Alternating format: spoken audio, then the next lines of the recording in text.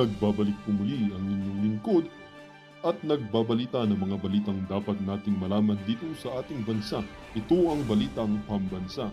Ating ngang matutunghayan sa channel nito kung ano ang nangyayari sa loob ng ating gobyerno at syempre tumutulong na rin sa ating mga mamamayan na malaman ang katotohanan dahil mayroon tayong karapatan na malaman ang tunay na nangyayari sa ating bansa. Ngunit bago natin panoorin ang balita, huwag niyo pong kakalimutan na mag-subscribe sa ating channel at pindutin ang notification bell para lagi kang maging updated sa ating mga bagong videos na ina-upload araw-araw. At sa ating mga solid viewers naman dyan ay maraming salamat naman po sa walang sawang pagsuporta. At syempre, huwag din pong kakalimutan mag-iwan ng like at i-share ang ating mga videos. At kung mayroon ka naman pang opinion, ang ating comment section ay bukas para sa inyong mga hinaing. Ito na nga mga kaibigan, ating panoorin ang buong video. Salamat po muli and God bless!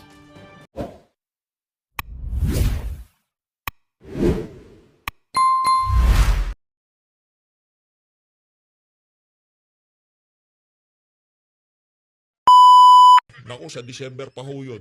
Pero bago yan, isang like at isang subscribe. Masaya na ho tayo dyan sa mga gusto sumali sa ating community. Yung join button, nandyan lang ho sa baba. Ganun na lang ho mga kababayan. Kung sakaling meron hong mangyari dito kay VP Sara, wala ho tayong ibang sisisihin kung ditong administrasyon, ito si Marcos Jr. Paano na lang si Kateki nito?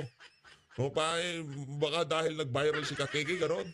Ito, rekta ho tayo sa pinaka-latest na na update ha, dyan sa ginawa ng administrasyon na to kay dating Pangulong Rodrigo Duterte. Pakinggan nun natin ha, kahit sinong magsalita na talagang merong nalabag dyan. Ito, former Supreme Court Associate Justice Adolfo Ascuna. Ha? May violation talaga.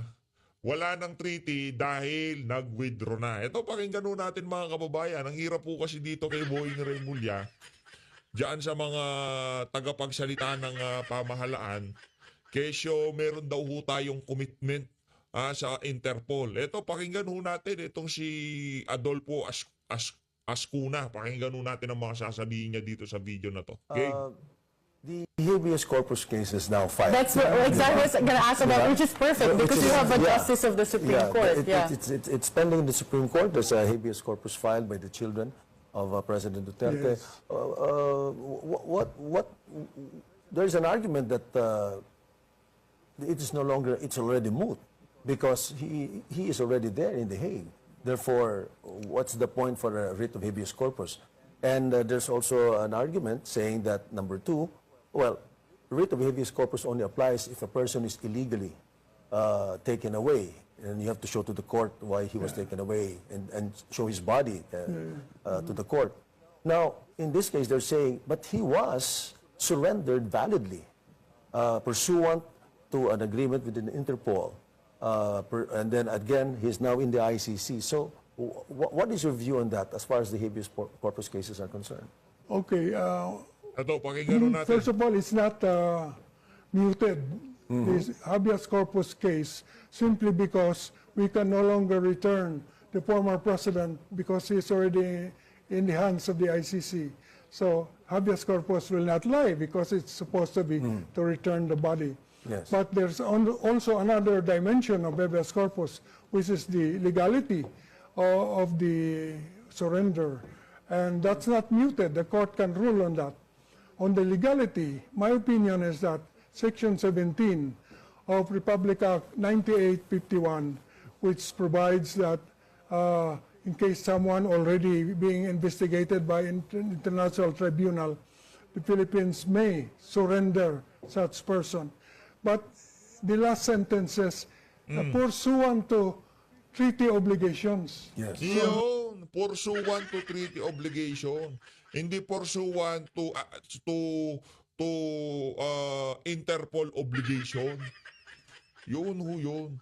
Pursuant to treaty obligation. Ngayon, wala na palang treaty, nag-withdraw na tayo sa ICC. Ano ba itong binibida nitong si Boying Remulla na kesyo wala daw jurisdiction sa estado pero sa individual meron. Anak ng tokwa. dapat wag din ho nating kalimutan ha, yung pagsasagawa ng war on drugs itong si dating Pangulong Rodrigo Duterte, yun ho trabaho niya bilang isang presidente. Kumbaga, yung mandatong iginawad sa kanya nung tumakbo siya noong 2016, kasama ho yun sa mga pinangako niya, yung war on drugs. Kaya kailangan niya hong tuparin. Hindi niya man ho natupad, pero sinubukan niyang gawin. Ganun ho yun mga kababayan. Marami ho kasi yung nag-e-epal ngayong mga panahon na to eh. Yung tipong yung ginawa ni Tatay Digong, ang dating parang siya lang ang may gusto. Hindi ho. Binoto ho siya ng 16 million Pilipino para gawin yung trabaho na yun na walang makagawa-gawa. Ngayong mga panahon na to, nagdipa na naman ang mga buwisit na adik na to. Tuloy. Yes. But in this case, since we withdrew, are you saying that the Correct. basis could still be Yeah. the Rome Statute? What is the analysis That's here? it. So, is there still a treaty or not? If there's no treaty, then you cannot surrender. Because the surrender under Section 17 must be pursuant to treaty obligations. Now, if there is still a treaty, then you have to follow the treaty, which it says Article 59, bring first to the local court. So may violation talaga. Nako, may violation ho talaga. Paano ba yan? Yan ang problema ho dyan eh. Ito, para sa mga nagdudunong-dunungan dyan. Dahil lamang nakalagay sa kanilang balikat yung pagiging sekretary ng kung anumang buwisit na asensya yan ngayong mga panahon nitong si Marcos Jr. Ito ho, mga dalubhasa sa batas. Hindi yung tipong sekretary ka lang ng isang ahensya kaya kailangan pakinggan na yung iyong mga legal opinion. Dapat tama na kagad yung iyong mga legal opinion. Hindi ho. Ito ho, talagang pagdating sa karunungan sa batas, kargadong-kargado yan. Di kagaya ng mga bangag sa Malacanang, kargado lang ng pulburon. Di ba? Yung mga former Supreme Court Associate Justice Adolfo Ascuna. Makakapalag ba dyan si Boyeng? Yan ho ang problema natin dito. Ngayon naman ho mga kababayan, dumako na ho tayo dito kay Attorney Vic Rodriguez. Makibalita ho tayo kung ano ng latest, no?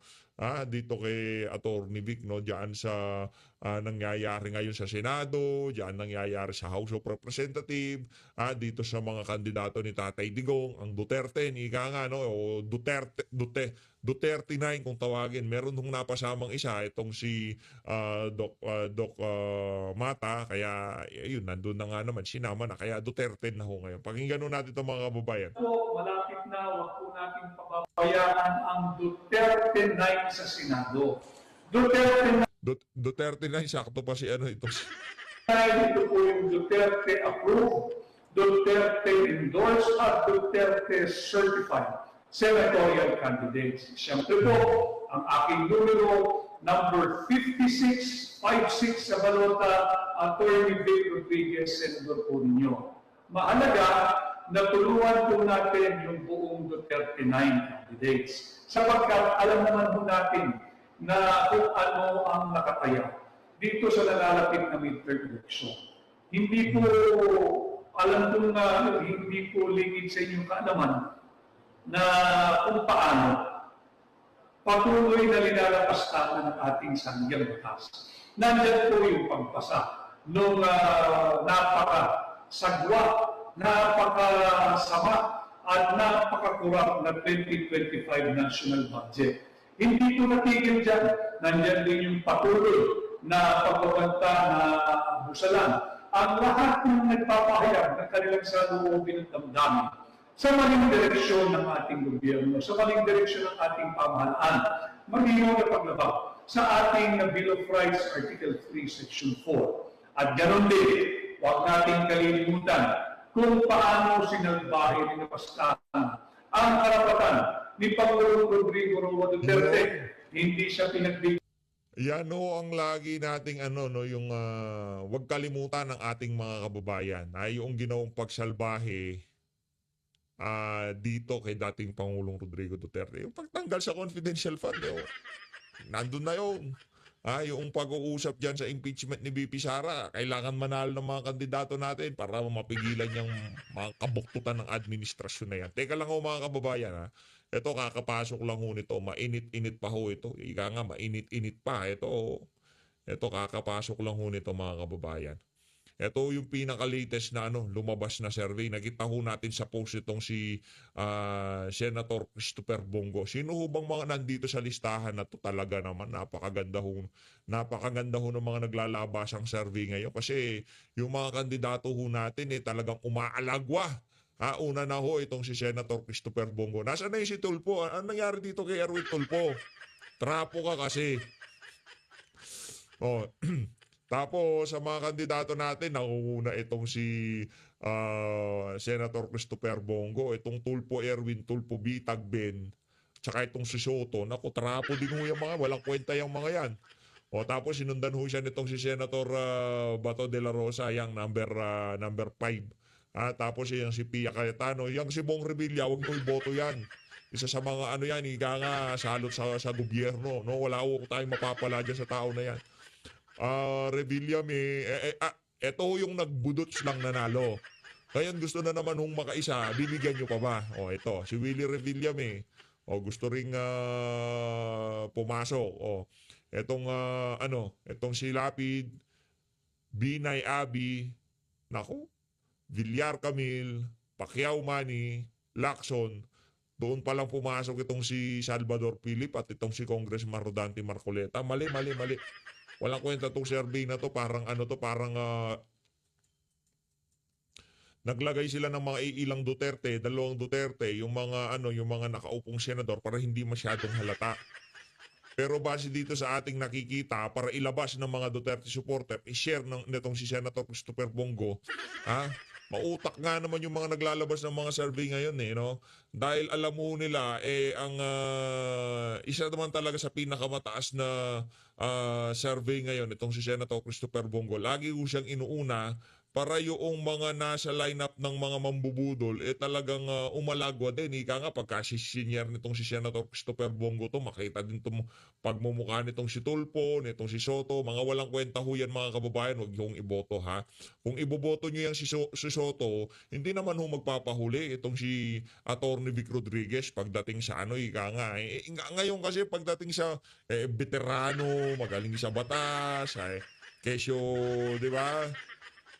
Pero wala naman ng prinsipyo at paninindigan, huwag niyong iboto yung mga yan. Dito tayo sa mga kandidato nitong si Tatay. Yan ng kanyang karapatang pantao, hindi inobserbahan yung due process of law at hindi rin respeto ang ating saligang batas. Ano ang ginawa ni Pangulong Duterte? Siya ay ibinigay at ginawang mistulang handog sa kamay ng mga naglalaway na banyaga sa ICC.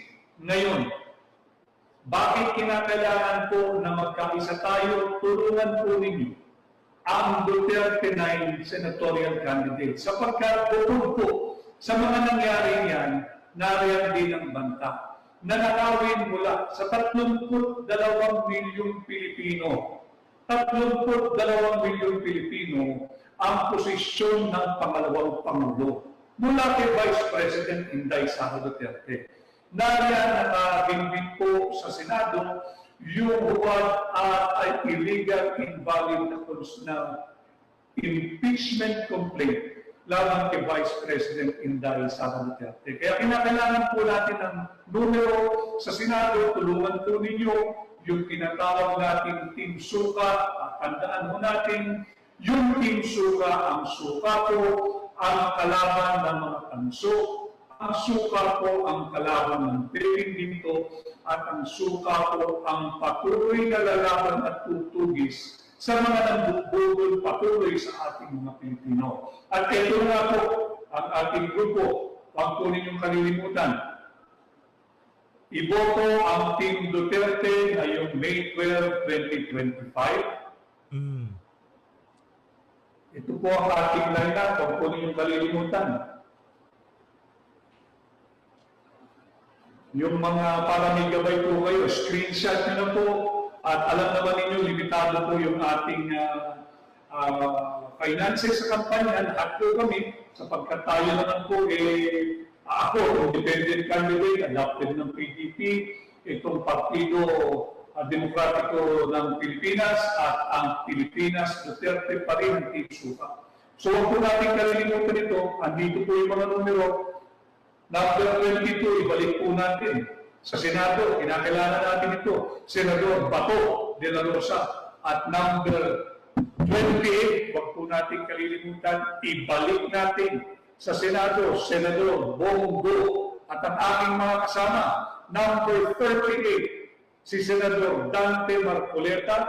Iyo. Number 53, si Pastor Apollo Quiboloy. Nandiyan din po ang number 34, Attorney Raul Lambino. Number 10, si Attorney Jimmy Bondo. Number 58, si Philip Salvador. At number 30, Attorney J.B. Hinlo. Ito po ang bumubuo ng Team Duterte. Duterte 9 lamang po tayo sa Senado. Huwag po natin kalilimutan ang buong Team Suka. Muli, akin pong paalala naman, yung pong mga pumirma doon sa pending impeachment complaint, sa invalid na impeachment complaint, laban kay Vice President Inday Sara Duterte. Ako'y patuloy na nananawagan sa lahat ng Pilipino, saan ang pagpapanig ng Pilipinas, Luzon, Visayas, Mindanao, sa lahat ng Pilipino sa anong panig ng mundo. Sisantihin na po natin lahat ng pumirma at sumuporta sa invalid, unlawful at unconstitutional impeachment complaint na inihain sa Senado laban kay Vice President Inday Sara Duterte. Protektahan natin yung sagradong mandato, yung sagradong tiwalang mandato na ipinagkaloob ng 32 milyong Pilipino kay Inday Sara Duterte noong 2022. Kaya siya ngayon ang ating pangalawang Pangulo. Kahapon po'y nagdiskurso tayo yung maling prioridad ng ating pamahalaan, yung maling prioridad ng gobyerno. Saan ka nakakita, lubog na tayo sa utang, bibili pa ng 5.58 billion US dollars na fighter jets. 2 po daw yung palukala ng mga Amerikano. Bumili daw po tayo sa kanila ng F-16 fighter jets. Wala na nga rin pera ang Pilipino eh. Hindi nga ho natin mapakain ng murang bigas yung ating mga kababayan. Bubuyuin pa tayo. Ito matagal na nating aliadong Amerikano na bumili ng gamit pandigma. Saan natin gagamitin ito? Pakainin muna natin ang ating mga nagugutom na kababayan.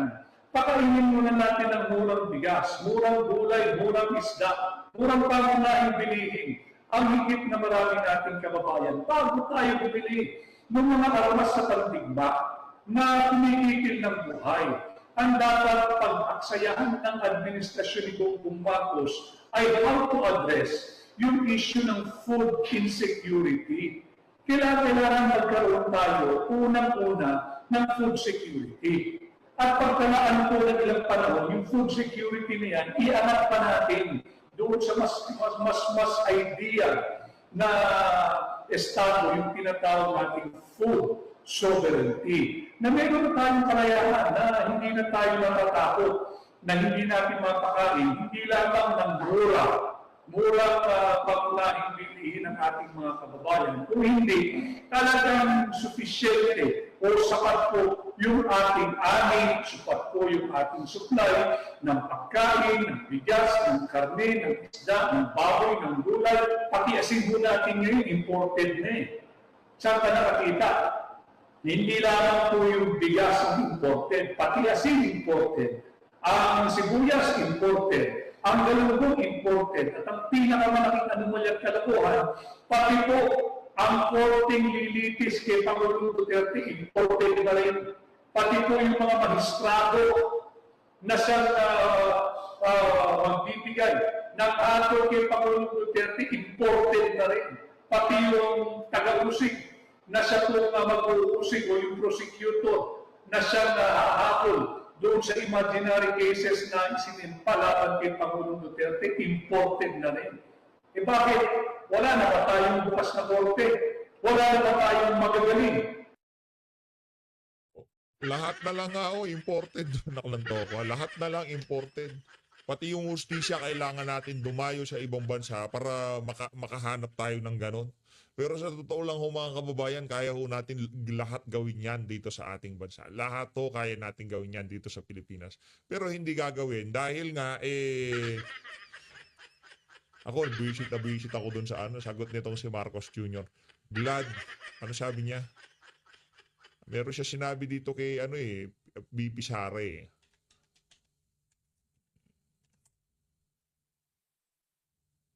Meron ho siya sinabi dito eh. Teka lang, hanapin ko ho muna ha. At talaga namang qualified na mga magistrado, wala ba tayong magagaling at matitinig ng prosecutor o taga-usig? Bakit kinakailangan pati korte ay importer? Bakit kinakailangan pati jurisdiction ay importer?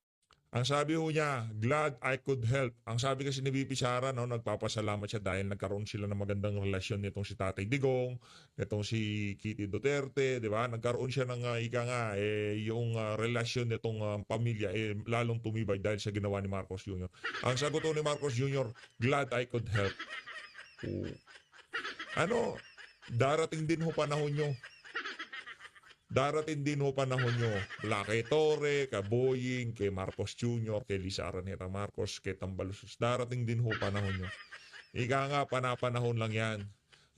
Excited na ho tayo at sana doon sa mga panahon na yun talagang gumagawa pa ho tayo ng reaction video dito sa YouTube. No?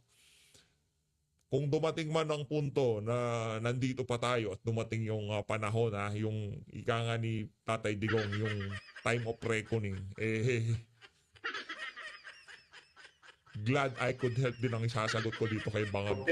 Kaya importante ho na tulungan ninyo kaming mga kandidato na 10 kami, binanggit ko na po kanina isa-isa, muli ko po ipapakita sapagkat narito na po tayo sa final stretch of our campaign for national candidates, mga senators po. Ito po lahat kami, kompleto po yan, 10 lahat yan. Kita ba si Ipe? Yan, kita lahat. Yang ipinapakita ni Attorney Vic na yan na ho yung susunod nating ilalagay dito. No? Yan na ho yung isusunod nating ilalagay. Yung mga larawan na yan. No? Ipapalitan na ho natin itong mga luma nating picture dito. No? Papalitan na natin. Tulungan po natin, nakikiusap po ako, at kailangan po natin ang numero sa Senado. Labanan natin yung pagmamanabis ng administrasyon ni Bongbong Marcos. Nakita natin kung paano nila sinalaula yung pagpasa ng budget, hindi respeto yung saligang batas, mali-mali yung proseso, saan ka nakakita, nagpasa ng tao ng budget, base sa mga blanco, 28 items ay blanco dyan sa Bicameral Conference Committee report, pinakita ko na rin po yan nung ilang araw na kalilipas sa ating paglalay. Nakita rin ng higit na nakararaming Pilipino, milyon-milyon po tayo nakasaksi kung paano dinukot at ipinamigay ang pagkatato at independence ni Pangulong Rodrigo Roa Duterte kapag sa kanyang kalooban without his consent and against his will sa kamay ng naglalaway na banyagang maestrado at taga-usig at jurisdiction dyan sa ICC. Nakita din natin kung paano ninapastakan yung requirement ng saligang batas at pati ng sariling rules ng House of Representatives na kinakailangan po ay verified impeachment complaint. Hindi po verified yung impeachment complaint na sinumiti ng mapapagkapuluhan sa Senado. Kaya rin dapat agad-agad binasura na sapagkat sa form pa lamang, sa anyo pa lamang, illegal na, hindi na dapat pumasayan. Hindi po yan yung verified impeachment complaint. So nakikita natin na patuloy yung paglalapastangan sa ating saligang batas. Alam naman po natin, pagka kulang po tayo sa numero sa Senado, nanganganib po na bukod sa ating kasaringan, sa ating kalayaan, sa ating soberanya, sa ating pera, ng pera ng mamamayang Pilipino, pati po yung posisyon ng pangalawang Pangulo ay nanganganib na kawin ng ilang elitistang politiko. Huwag po tayong pumayag, kinakailangan po natin itong labanan at malalabanan lamang po natin ito pag meron tayong sapat na bilang o sapat na numero sa Senado. Tulungan po ninyo kaming lahat. At kagaya ng aking nabanggit, banggitin ko lang din po dahil marami naghahanap ng ating libro. Yung Kingmaker, the hard copy, nandyan po makikita ninyo sa ilalim ng aking pahina, ay dyan po kayo makakabili at available din po ito sa Amazon. Ang dami po nasasalubong doon nakakakuha ng kanilang kopya bukod sa full book sa kanilang po branches nationwide. At basta kung alam mo ninyo yung mga aking mga engagement o lugar na pupunta at may kopya po kayo, dahil lang po ninyo yung inyong kopya ng libro at pipirmahan ko po yan, lalagyan ko ng personal dedication para sa inyo. At bago po tayo magpasampa, number 56, Watching From, para mapakinggan ko rin naman po kayo at mapagbigyan daan yung napakaraming nagme-mensahe at gusto pong sumali ng live. Nais ko lang po kayo imbitahan bukas at meron po tayong dalawang guesting. Bukas po ng alas 4 ng hapon, manood po kayo sa DZRH. Live po ito sa programa ni Chairman Ricky Alegre kasama ang laging ma-beauty na si Miss Cory Quirino at si Ever De Generous Gingon. Bukas po yan 4 p.m. tayo po ay mag-guest sa kanilang programa nationwide. At kasunod po niya, meron din po, pakiabangan po ninyo, alas 7 po ng gabi, bukas din sa Net 25 naman sa kanilang programa, special election program, yung 25 tanong ng bayan sa Net 25 po yan, bukas ano. So bukas po ng alas 4 nationwide sa DZRH, panoorin po ninyo, ako po yung mag-guest dyan sa programa po ni Chairman Ricky Alegre, ni Miss Cory Quirino at ni Emer De Generous Gingon. Panoorin po ninyo 4 o'clock po ng hapon at pagdating po ng alas 7 ng gabi bukas, lumipat naman po tayo sa Net 25. So, suportahan po ninyo yung aking paglabas sa Net 25 bukas sa kanilang programa o yung tanong ng bayan. At meron din po tayong gaganapin na nationwide din. Rally bukas dyan po sa Magalang, Pampanga. Hometown po ng aking mga magulang din ng Magalang, Pampanga. Ang aking pong mga angkan, ang mga Dairit, ang mga Dizon, ang mga Feliciano ng Magalang, Pampanga. Dariyan po ang buong grupo ng ating Duterte 9 sa Senado candidate sa Magalang, Pampanga. Yan po ay live nationwide sa tulong po ng KOJC. Kaya maraming salamat sa number 53, Pastor Apollo Kibuloy sa Senado. So magpasampa po tayo ng ating mga bisita na live. Basta number 56, Watching From. Send the request to join live. Magpahatid po kayo ng inyong request na kayo po ay... Thank you, DJ, for joining. Sa Iwate Kending, di ba yung gaganaping pagtitipon? Yes po. Ako po yung nag-organize ako. Oh, thank you. Ng event. Thank you. Kamusta ka dyan? Yes po.